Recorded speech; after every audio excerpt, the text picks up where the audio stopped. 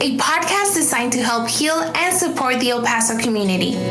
Hello, I'm your host, Mariana Sierra, Outreach Coordinator for the El Paso United Family Resiliency Center, a program of United Way of El Paso County. We are dedicated to serve those who were impacted directly or indirectly by August 3rd. Join us on the journey to long-term recovery as we have honest conversations with local leaders, mental health specialists, and fellow El Pasoans who share their stories and expertise. We feature topics that influence and impact the vitality and resilience of our community. We are El Paso United, and together we heal. Juntos sanamos.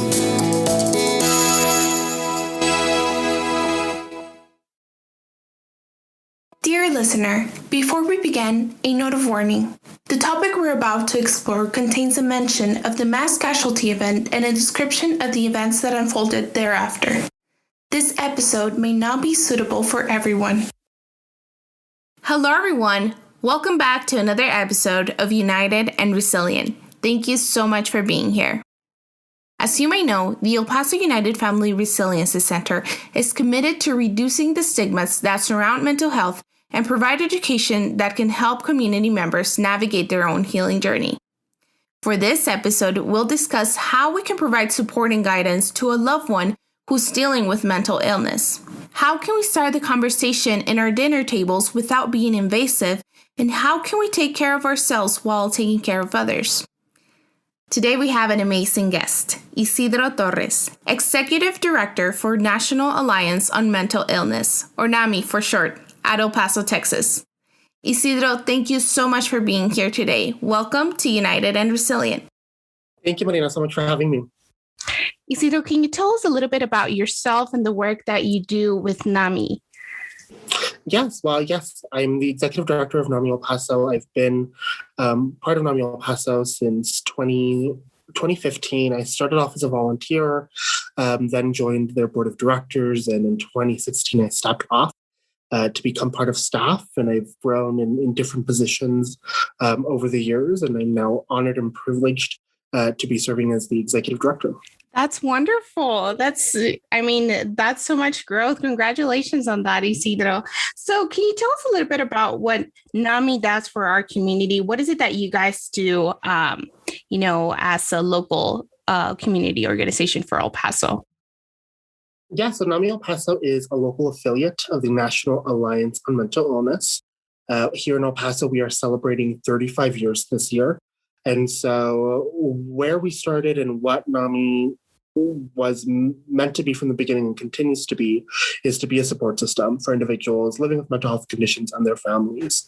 And so 35 years ago, two families came together in the waiting room of Thomason Hospital, which is now UNC, and were there for their children who were going through a mental health crisis and mental health issues.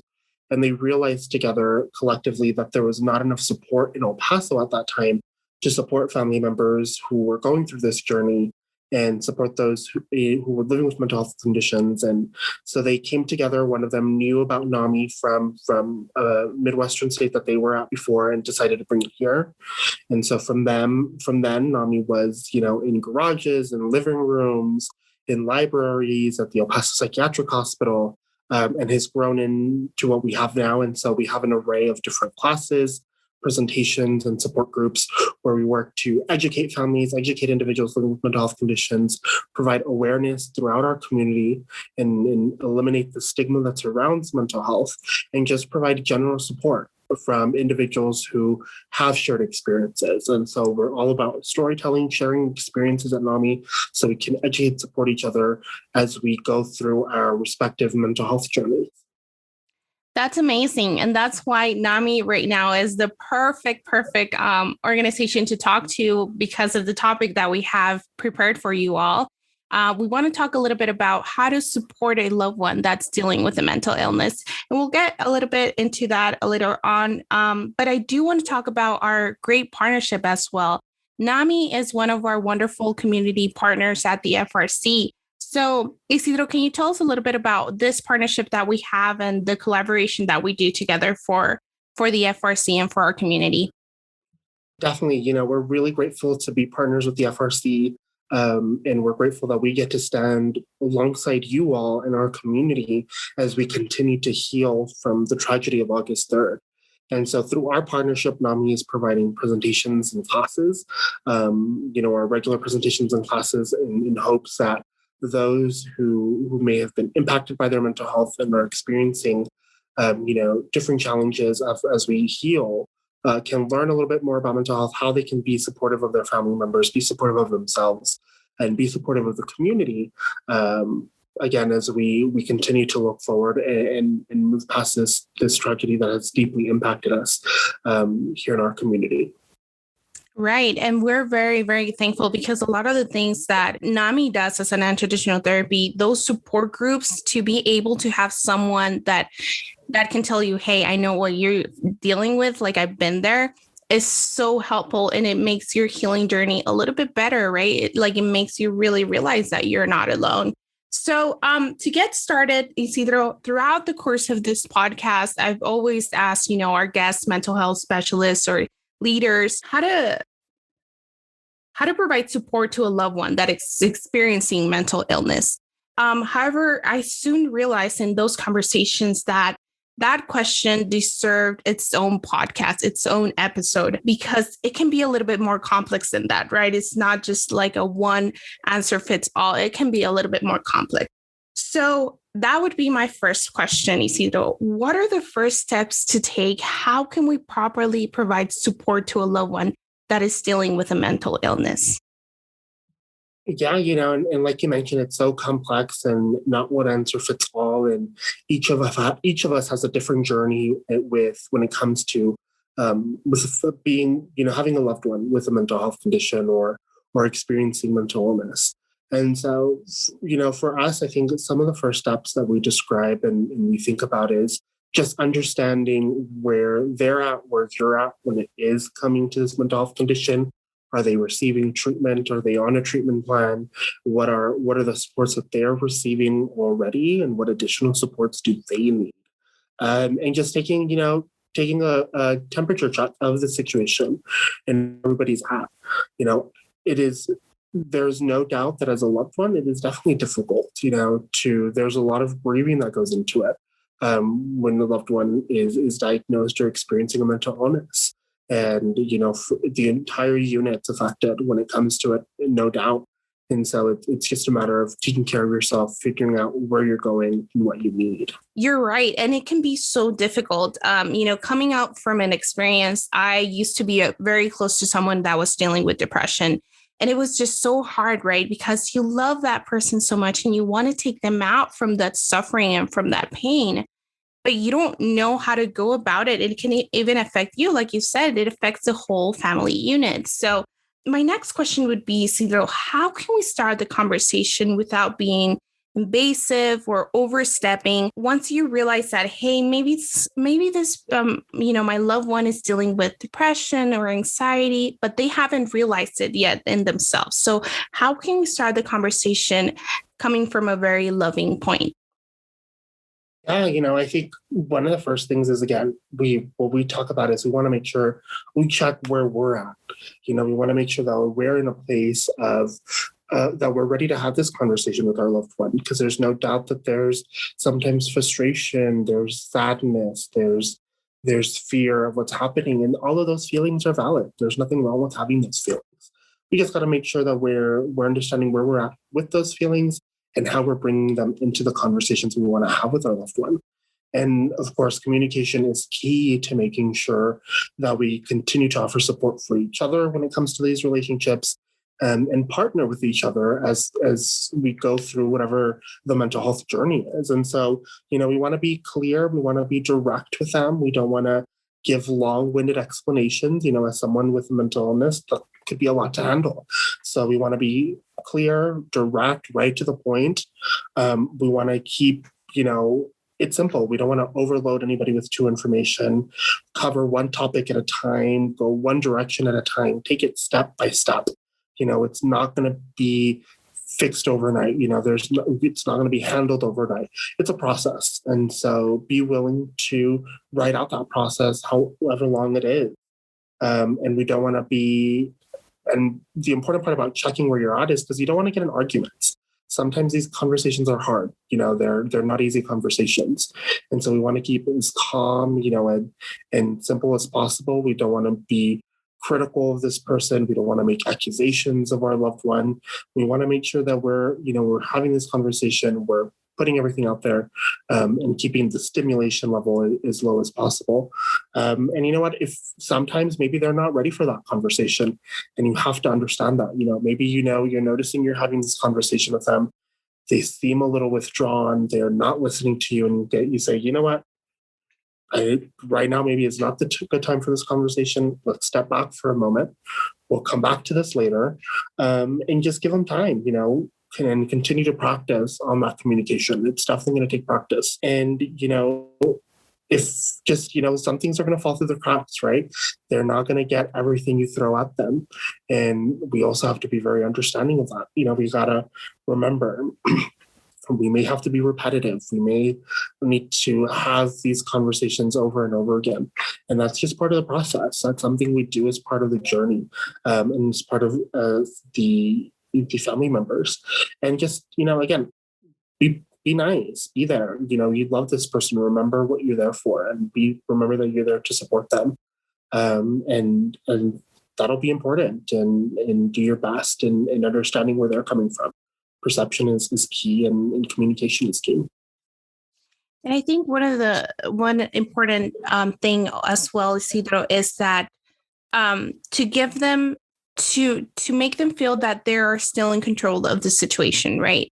When you approach a person, say that you see that maybe they're depressed, and you wanna help, but not take control of the situation, not tell the person, oh, you're going to do this and this and that. You're going to this therapist, and after that, you're going to join this activity. Really give that person options, and to make them feel that they're still in control of the situation. I in my own healing journey, I found that that's very beneficial. However, I do understand, and at the FRC, we always say, and I know Nami does too, we understand that there's a stigma surrounding mental health. And this is why we're doing this, right? This is why we're having this conversation. So, in our community, there's a strong stigma surrounding mental health because we have this sort of education. So what happens when you approach someone and there's an initial rejection or conflict? Like, how can you go about that initial conversation? How can you go about it as a loved one? Yeah, definitely. I mean, even especially when we talk about our community, there's no doubt that coming to terms to maybe having a diagnosis or understanding that there may be behavioral issues for individuals is hard, right? That could take some time.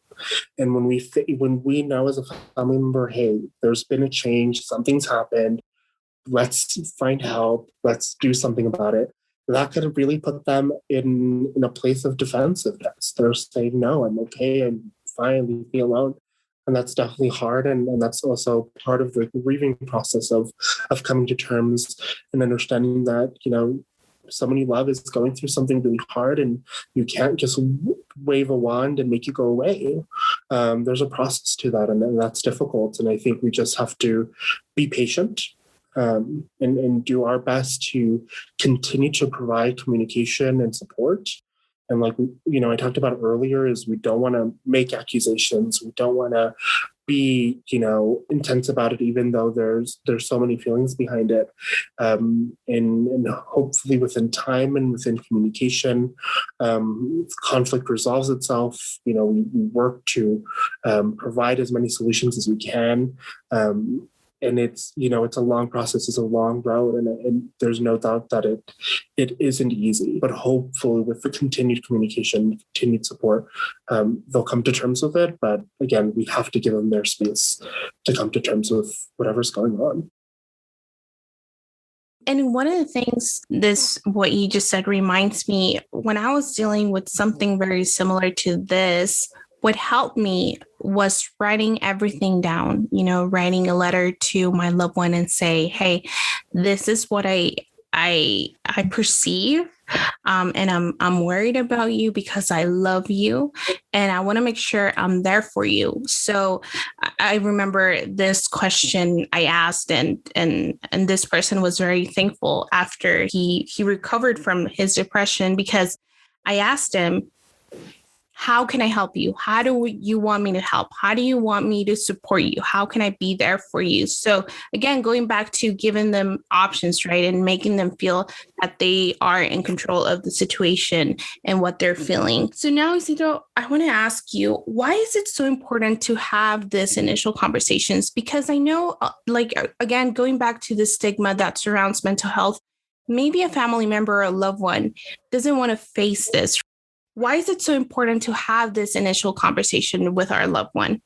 Yeah, and before I get into the Marina, I want to talk about something that you just mentioned and that you just did so well that we actually teach in our classes.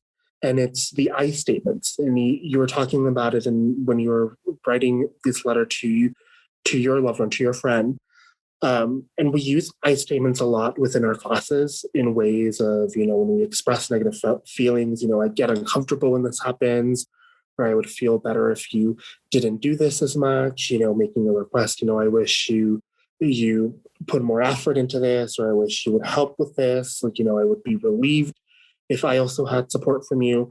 And those I statements are very vital because, again, we don't want to make accusations of our loved one. We don't want to put this much pressure on them because they're already going through so much. There's already a lot happening with them. So I just wanted to touch on that because you did it perfectly when you were describing it. And it's something that we definitely talk about in a lot of our classes and presentations about these I statements. But this initial conversation, like you mentioned, there's so much stigma when it comes to mental health, and we don't know what's happening within our loved one's mind. Are they worried about being labeled crazy? Are they worried about, this fear and shame that comes with having to come to terms with it? Are they, do they feel alone? What's going on? And so when you have these initial conversations with your loved ones, what you're saying is, it's okay not to be okay. It's okay what you're going through. And you're letting them know that you're there to support them and be there any way you can. And letting them know that they have someone who they can lean on as they figure out, come to terms with what they're going through. And as they head towards recovery, and there's, while mental health conditions are common, there's no doubt that there's hope and there's recovery is possible.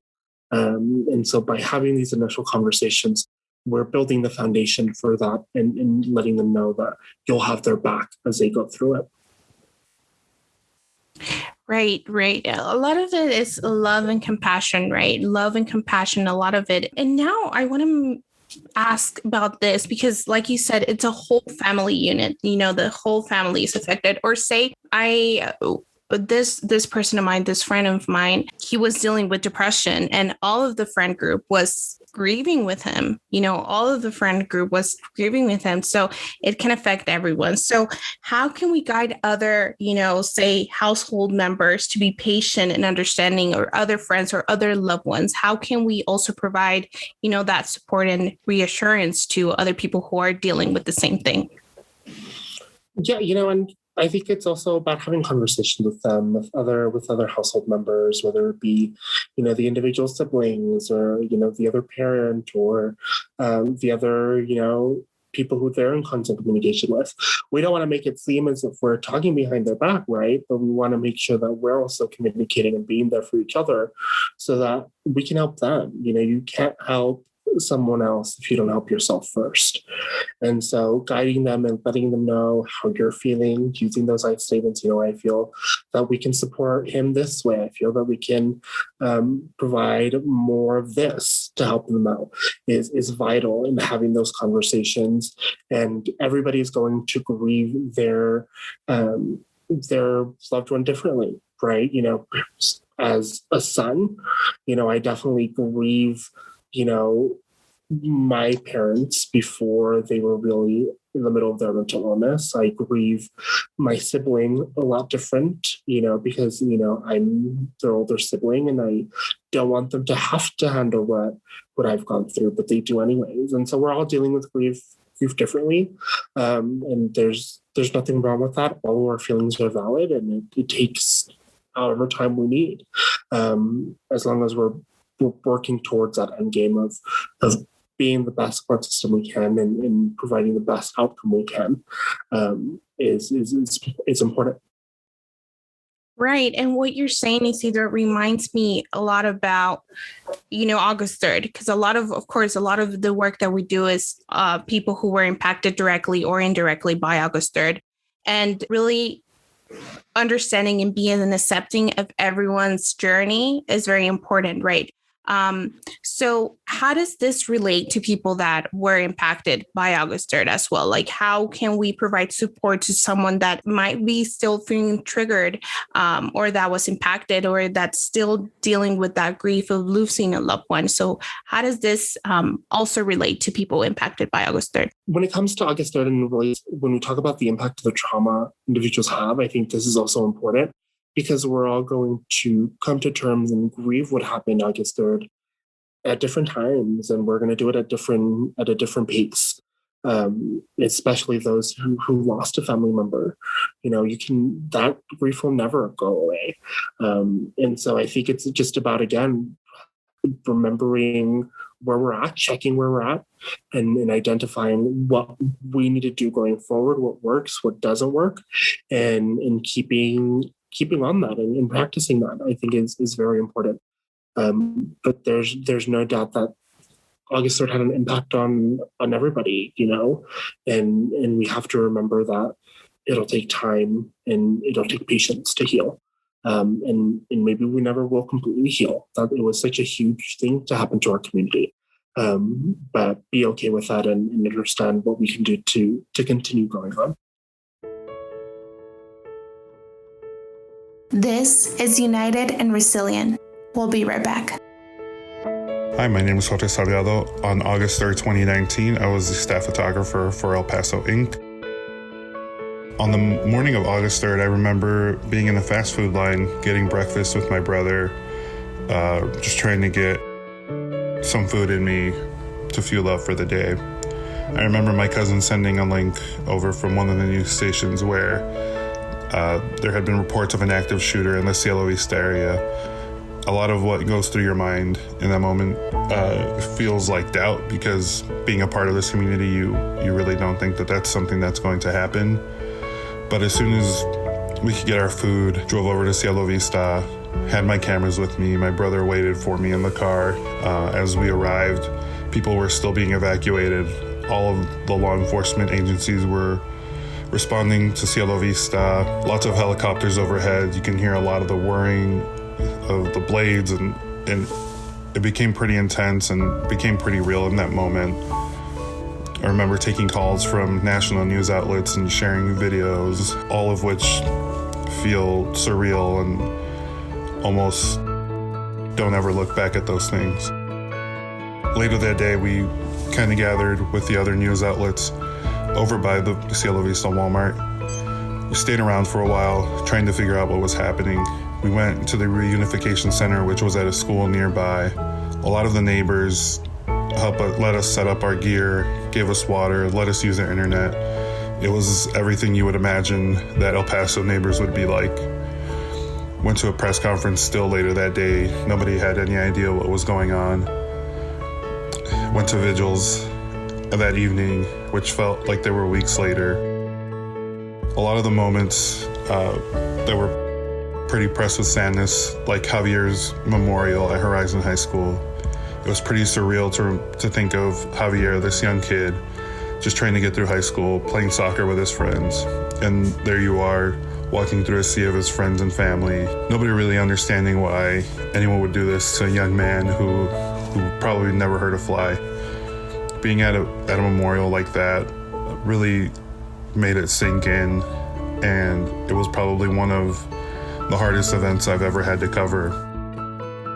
Just seeing his parents, seeing his friends, just heartbroken that this young man was gone, and none of it felt real, even days after.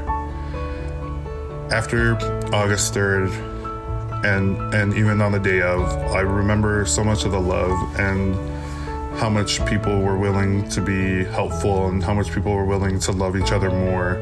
If El Paso wasn't already that small town feel even though we're in a huge city, it got even tighter that day.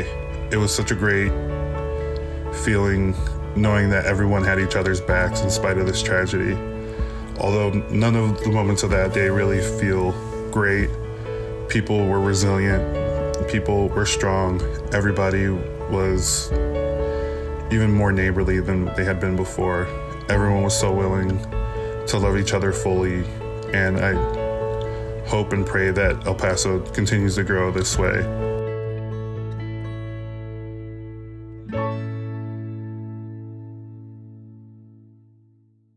And now moving forward with children, I know a lot of parents listen to this podcast, so I also want to make sure that we're discussing, little children, our kiddos. How can we start the initial conversation with children? I know that's a little bit different.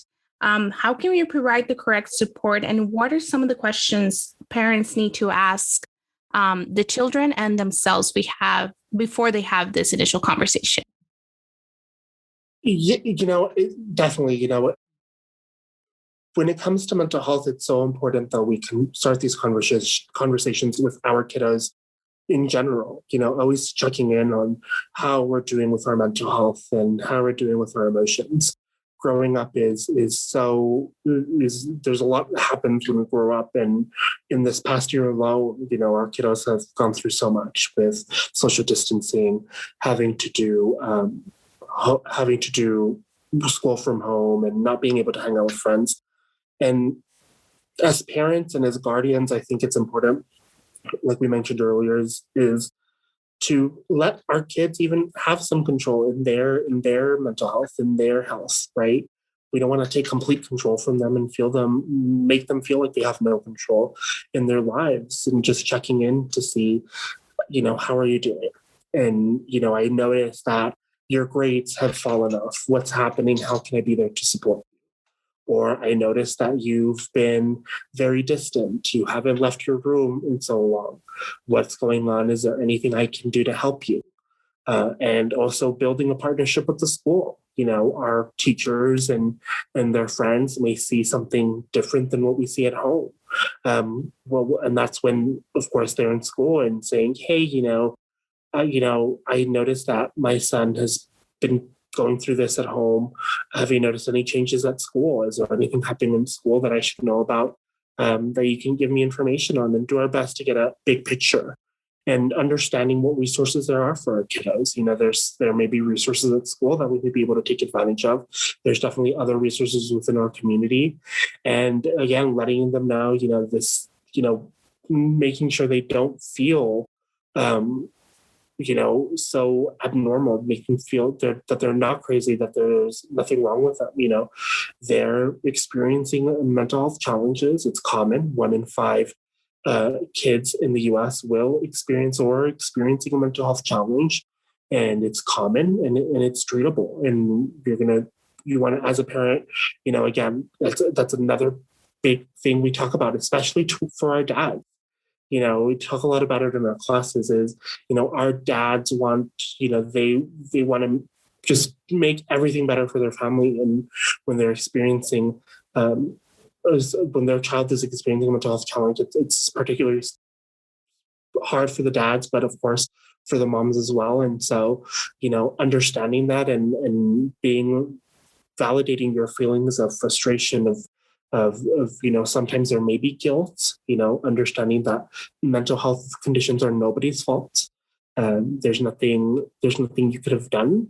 And now it's just a matter of what we do to provide the best outcome we can for our child or for our children. And one of the things that you said, Isidro, and it sparked a little thought in me, is having the conversation and making those questions like, hey, you've been distant, you've been spending a lot of time in your room. And I immediately thought about our teenagers, like immediately, right? Because our teenagers are very good at, just staying in their rooms and being in their own world. And at the same time, I know they're dealing with a lot of things. I think back, my little sister just came out of her teenage years. So I know that they're dealing with a lot. So, and their initial reaction is just closing the door even further, right? So how can we provide that same support with our teens, understanding their own boundaries and their own bodies and a lot of things. So how can we go about the correct support for teens as well? Yeah, I mean, there's no doubt. I have a 16-year-old sister at home. There's no doubt there's a lot going on. And sometimes their reactions are a little much for the situation. And that's definitely normal. Again, you're growing up, you're a teenager. There's a lot of news. There's a lot of development happening that changes things. And I think, again, it's just having them have some control of their mental health and letting them know that you'll be there to support them, and just checking in and understanding, is this a symptom of, is this part of puberty? Is this part of them growing up? Or is this really getting in the way of their day-to-day? Is it really affecting our relationship? Is it really affecting their schoolwork? Because if it's getting into that, then maybe, hey, there's something else going on. And, we know our kids, and so we'll be able to identify that. And it's just a matter of keeping on top of that. And also, I mean, I have to say this is taking care of yourself. Being a parent is not easy. And sometimes it feels like you're fighting a lonely battle, and that's okay. But make sure you take care of yourself. Don't feel guilty for taking care of yourself, because you can't help anybody else if you don't help yourself first. And that's what we talk about in our classes when we talk to parents is we want to make sure that you're also mentally healthy, because if you're mentally healthy, you'll be able to be there for your child, especially if they're experiencing mental illness. It takes a village. And so we definitely express that to our parents is make sure you're good too. And if you're not okay, that's okay. How are we going to make sure you're okay? It's a long process. It's not easy, but we can do it. And there's hope and recovery is possible. Great. And actually, Isidro, you covered a little bit about my next question. And the next thing that I want to talk about is self-care. Taking care of yourself and respecting your own boundaries when dealing with, with trying to support your loved one and trying to support your kiddos can be difficult, right? So how can we also take care of ourselves and our emotions while taking care of others? How can we do that and not forget that self-care is so important? Yeah, you have to really be kind to yourself. Remember that this is a process, and remember that you are your helper. You're helping them, and you're there for them. You're not a magician. You can't control. You can't change anybody else. You can only be there and provide support in any way possible. Give them support, give them praise, encouragement, and be there for them, but also give yourself time to be a hermit, give yourself time to be alone, give yourself to sometimes to be in your room and be with your feelings and validate your feelings. At times we'll feel helpless. At times, we feel like we don't know what we're doing and we feel like we're doing everything wrong. And those feelings are okay. Don't feel ashamed of those feelings. As long, remember at the end of the day, we're there, we're caring, and we're doing our best and being there. And that's what's important. And just, that's what we have to do. And sometimes we have to vent, and sometimes, we don't want to vent because we're feeling like we're complaining. But there's a difference between complaining that relieves tension and complaining that reinforces it. And so being able to talk about, I'm just so frustrated, or I'm just so angry, and I just wish things were different. That's, you're releasing that tension, you're releasing that energy, and you're letting it go, and you're continuing on. That's so important in taking care of ourselves and validating who we are. And like you said, having self-care, over the years, self-care has definitely increased. We talk a lot about it more and more, and maybe sometimes people are like, oh my God, self-care, what is that? I don't have time to go to a massage, or I don't have time to go to a spa. I can't do self-care. That's, self-care is simple as going out for a walk, or just taking a really, really long shower if you haven't been able to in a long time, or taking a bath, or cooking yourself your favorite meal that you haven't been able to indulge, or going to your favorite restaurant by yourself and ordering your favorite meal. That's all part of self-care. These are positive strategies, coping strategies, healthy strategies that we can use to make ourselves better, in times when things don't feel good. And that's super, super important. And we have to find self-care in ways that works for us, that are healthy for us and positive.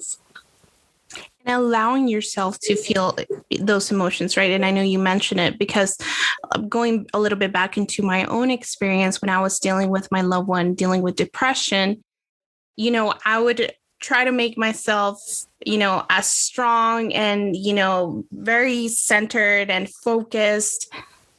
But then those emotions of concern and sadness accumulated, and then it was worse, right? So really allowing yourself to embrace yourself and to hug yourself and be like, hey, it's okay if you're sad by this, because you love this person and you want the best for this person. So allowing yourself to remove yourself from the situation a little bit and cry if you need to and bend, like you said, with someone. So that actually leads me to the next question. One of the things that I found in my own healing journey is support systems are like the best. Like I always give credit to my friends because I believe that they are the best support system that I built for myself. So how can we build a support system? Yeah, I think support systems look different for everybody, and maybe it's a group of friends that we have, maybe it's a family member that we have, or maybe it's a support group that we're going to where we find support in others who are experiencing the same thing. And it's a matter of allowing our loved ones and ourselves to explore those and be open to those support systems and understand how beneficial they can be. But also understanding that sometimes there's boundaries within these support systems. We can't expect our supports too much out of our support systems where we're draining them and not also allowing them to be able to rely on you and support. And so it's a two-way street, and it's a matter of finding what works for you and where you're most comfortable and who you feel you can trust. And sometimes this journey feels alone. We may have the biggest support system in the world, and this journey feels alone, but we remember at the end of the day who we have behind us in this journey, and we'll be all right. Great. Thank you so much, Isidro. Now, my next question, I think it's very, very important because when you are in this situation, it's very easy to lose track of your boundaries, right? Because sometimes you are trying to support and guide and help and love that you forget about your own boundaries. So how can we establish boundaries while taking care of someone that's dealing with a mental illness? Yeah, I think that sometimes for people who have a loved one, I think that's scary for them, establishing their boundaries. They think, no, I have to be there for them 100%. I have to do everything I can in my power. But again, if you're emptying your glass, then you're never going to be able to fill it up. You're never able to be refill and be 100%.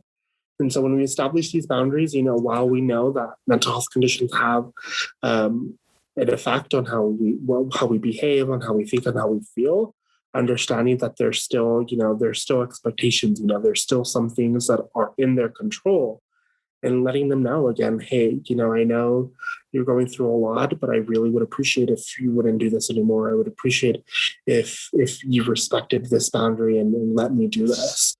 We have to learn to say no and mean it. And if you can't say no, how much is your yes worth? Is it worth you really impacting your own mental health? Is it really worth that? So we have to understand again where we're at. What do we need? What does this person need? Establish those boundaries and stick to those boundaries. And sometimes we might fall off the road and we might fall off the wagon, but coming back and saying no. These are my boundaries. This is what I won't do. This is what I will do. And this is how we're going to get through this. And remembering that at the end of the day, you have to take care of yourself. And that's something we've talked about throughout this podcast, is just taking care of yourself first and foremost, to establish those boundaries and have your loved one understand those boundaries. And boundaries don't have to be negative. They'll definitely be a positive way in whatever happens along the way. And I just want our audience to know that we understand that it's hard. Like it's very easy. Like it's very easy to say it, but it's very hard to do it. And like I know, Isidro, you've been through stuff. Like I know we all struggle with establishing our boundaries because I don't know if that's a cultural thing, but it's hard. It's hard to say no, and especially when it comes to dealing with someone you love so much and that you care so much for that person. But what I've learned, and it's something that you also mentioned, you can't give what you don't have. So if you want to provide that love and support, you want to make sure that it's coming within. So you also have to, like a plant, right? You need to water yourself. So like you said in the last question, allowing yourself to have those moments of self-care, whatever that looks for you, if that looks like going to your favorite restaurant, or if that looks like an hour of reading, whatever it is, that self-care, do it. And little by little, it will be easier to establish your boundaries, if you will. What are some of the services that NAMI provides that can aid a person as they navigate a mental illness of a loved one? Yeah, definitely. We have different courses that we provide that we've been providing in our 35 years. They've definitely changed and grown as we've learned more about mental health, but they continue to be very vital in supporting our loved ones and those who seek out our services. And so one of our more popular courses is our NAMI Family to Family course. It's an 8-class course where we get into the nitty-gritty of the science around mental health, because again, we want people to understand that mental health conditions are a medical condition in the same way that we live with asthma or diabetes or heart disease. We have mental health conditions. And so we talk about that. We talk about the different medications and the treatments that are out there, because it is definitely the healthcare system in itself is a scary thing to navigate and to go through.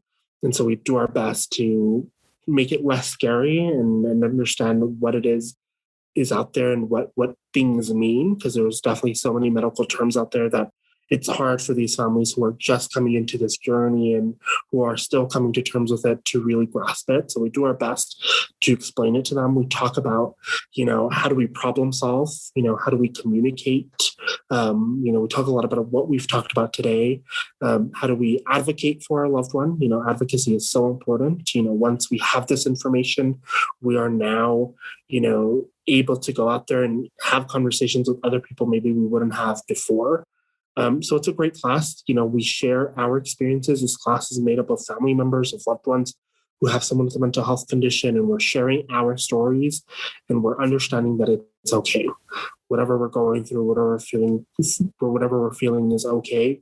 We're going to get through it, and we're doing it together. We also have our NAMI Basics course, which is our course that is for parents and caregivers of young ones. Mental health conditions, lifetime cases of mental health conditions, 50% begin by the age of 14 and 75% by the age of 24. So when we talk about these middle school, high school years and being there for our child, that's a very huge developmental stage for them, especially when it comes to the possibility of them having a mental health condition. So in this course, we also get into the nitty-gritty of it all. We also talk about their rights as parents and what they can do as parents. Because as they prepare for their child to become 18 and no longer having as much rights and power to them, we help them as they figure out that transition and do their best to continue to be support systems for their child as they go into their adult lives, which is a very scary thing, and even scarier when we know that they're having these challenges along with them. And we also have support groups. Our support groups, we have one every Tuesday and Thursday. Right now it's meeting virtual. We have one for the ones that we have every Tuesday and Thursday are for those who have a mental health condition. And so it's peers, right? Talking about what support groups and how it's so important to be able to share these experiences and understand that we're not alone. Once a month, we have a family support group for our family members so that they can also be with other individuals and understand that they're not alone in their journeys with their loved ones. And we have presentations. We give them to organizations, to our local police department, sheriff's department, where our volunteers, our program leaders come out and share their experiences with mental health conditions and do their best to instill empathy and understanding in our community so that we eliminate the stigma that surrounds mental illness. And I do have to say that all of our classes, all of our programs are led by and taught by volunteers who have been trained, who have personal experiences. And they are at the core of we're a grassroots organization. They're at the core of what we do, and we couldn't do what we do without them. And so we're very, very grateful to our volunteers, and we're open to anybody who wants to volunteer with us, who wants to help others who are going through something that they are. Just reach out definitely, and volunteering is another way of healing. It's definitely another way of self-caring, because you feel good about volunteering and helping others. So, we have everything's on our website, namiep.org. We have all of our listings. We do our best to offer our programs as often as we can. We do it based on the need of our community at that time. And so, if anybody's ever interested, and then all of our programs are free.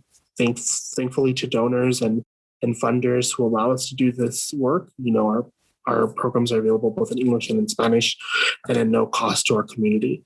So we encourage anybody to take advantage of them when they can, because we find that they're life-saving and they're just full of wonderful information. Perfect, Isidro. Well, thank you so much. And if you'd like to receive more information as well, you can call our office, and all of our information is in our description, and we can make a referral to Nami if you're interested as well. I know, like I said in the beginning, we have a great partnership with Nami, and our participants are able to join these courses and these webinars and workshops and support groups. So please reach out to our office if you're interested. If this conversation is something that, relates to you or to your situation, we're more than happy. The FRC is full of helping hands that are willing to make those referrals and help you navigate the services Nami is offering. So my last question would be, Isidro, and I ask this question to all of our guests, what is a message of hope you would like to give to our community? Yeah, so I think first and foremost, my message of hope is that there is hope, that there is help out there. And, when we feel hopeless and helpless, that remember that at the end of the day, we have a community that's with you and stands with you. At the time of recording, we're doing this during Mental Health Month. And at NAMI, our campaign this month is #NotAlone.